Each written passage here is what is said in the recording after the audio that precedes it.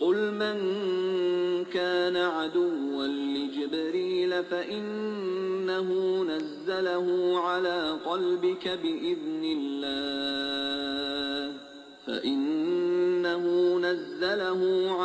قلبك بإذن الله مصدقا لما بين يديه وهدى وبشرى للمؤمنين. من كان عدوا لله وملائكته ورسله وجبريل وميكال فإن الله عدو للكافرين. ولقد أنزلنا إليك آيات بينات